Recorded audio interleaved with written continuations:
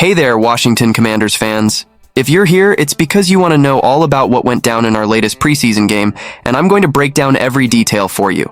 Get ready, because this analysis is going to be deep and, of course, full of emotion. Let's talk about the game against the Jets, which ended in a close 2017 loss. But more important than the score are the lessons we learned from this matchup and what we can expect for our team's future. And heads up, if you're a true fan, you're going to want to stick around until the end. Oh, and don't forget to subscribe to the channel because here, we breathe Commanders football. Let's start with Jaden Daniels.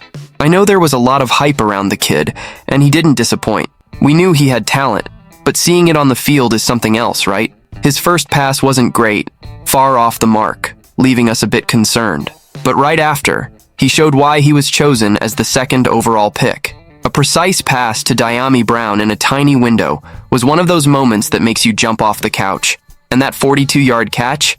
It was simply the longest of the day for the Commanders and definitely sparked hope in all of us. The next drive was a mix of well-executed runs and impressive composure from Daniels leading the offense. And when he made that check at the line of scrimmage, you could feel this kid has a different level of game vision. To cap it off, he showed off his legs, scoring a touchdown on a read option that left the Jets' defense baffled.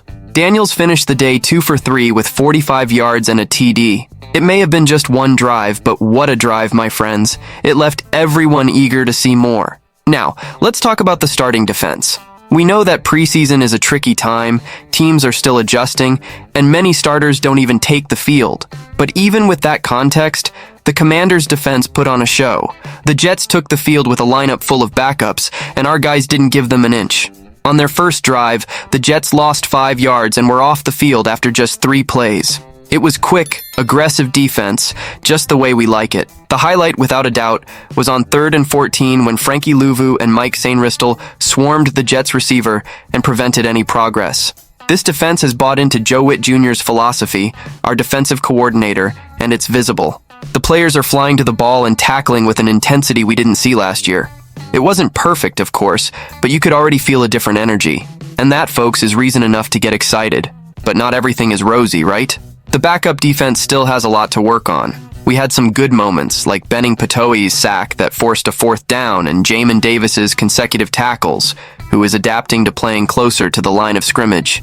But the old issues with explosive plays are still there. This was clear during the Jets' touchdown drive in the first half. Braylon Allen ripped off a 16-yard gain right away, and 2 plays later, he broke another run for 24 yards, putting them at our 35-yard line. From there, it was a series of passes that ended with a 12-yard touchdown catch by Jason Brownlee, tying the game. It all happened so fast, and the defense needs to tighten up before facing stronger teams like the Miami Dolphins next week. Let's shift focus now to a guy who might not be on everyone's radar but caught our attention, Ben Sinnate. He's listed as the 3rd tight end on the depth chart, but he played like a starter. This rookie out of Kansas State showed that he knows what he's doing. In the second quarter, he exploited a gap in the Jets' defense for a 44-yard gain, breaking several tackles along the way. It was a play that brought new energy to our offense, and he didn't stop there. In the third quarter, with Sam Hartman at the helm, Sinnate made another 12-yard play that earned us a 1st down and put us in good field position. By the end of the game, he led the team with 57 yards on 3 catches, showing that he deserves more attention in upcoming games. He could be one of those players who come out of nowhere and end up becoming key pieces. Keep an eye on him. Now, we need to talk about a point that still makes us nervous: the kicker. The competition between Ramiz Ahmed and Riley Patterson is tighter than ever. Patterson, who came from the Jaguars, had the edge with experience, but when he had the chance to give us the lead with a 39-yard field goal, he missed. The kick hit the right upright, leaving us all with a sour taste. Ahmed, on the other hand, nailed a 40-yarder, showing he's ready to compete. Coach Dan Quinn had already said this battle would last a while, and it seems like it will. After this first game, the question mark remains: who will be our starting kicker? The answer hasn't come yet, but we know that every kick from now on will be crucial. This is a position with no room for error, and any slip-up could be costly in the regular season. That was the analysis of the Commanders' first preseason game. We saw some good things, some areas that need improvement, but the most important thing is that we're just getting started. Expectations are high, and the team has a lot to show. Now let's dive into our exclusive analysis, where we'll explore a question that's on everyone's mind. Who is the most important linebacker for the future of our team?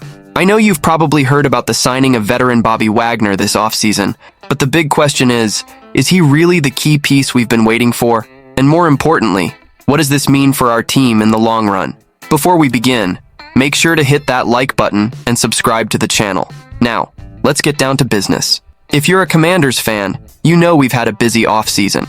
The team pulled out all the stops to bring in some big-name reinforcements, and among these new faces, Bobby Wagner's arrival was undoubtedly one of the most talked about. Wagner, coming from the Seattle Seahawks, brings with him an impressive resume. And if you think he's just another name on the list, you're mistaken. The guy is a 9-time Pro Bowler, 3-time NFL tackles leader, and Super Bowl XL8 champion. We're not talking about just anyone, and the expectations around him are huge.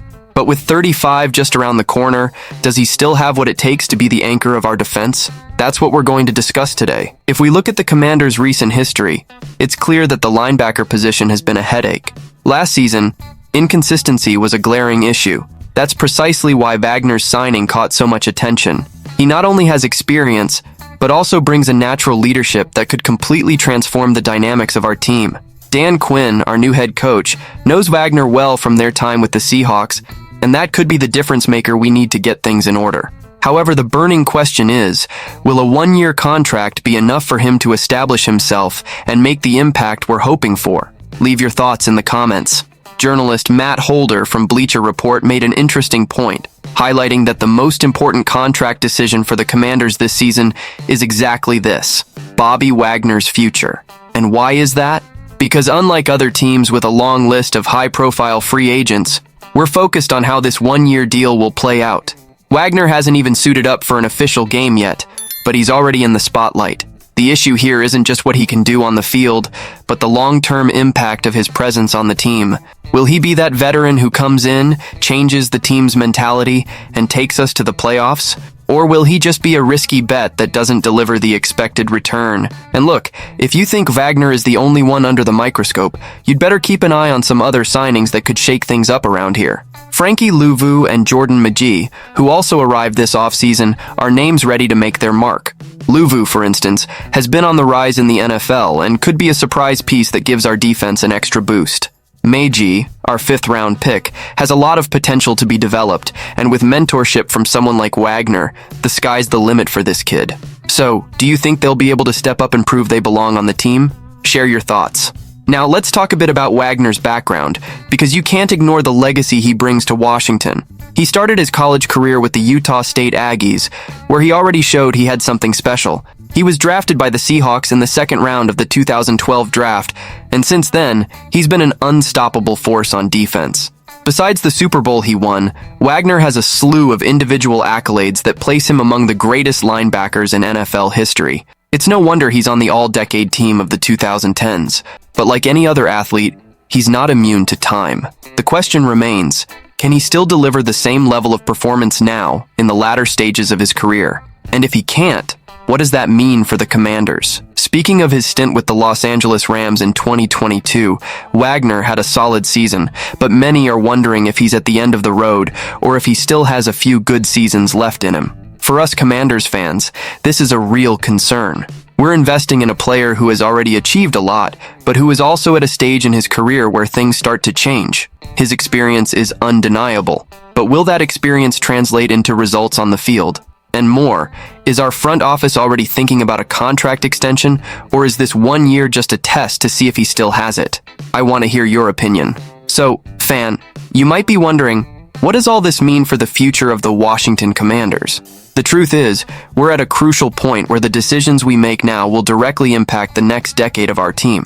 If Wagner performs well, we could be looking at a revitalized defense, capable of competing at a high level and finally bringing glory back to Washington.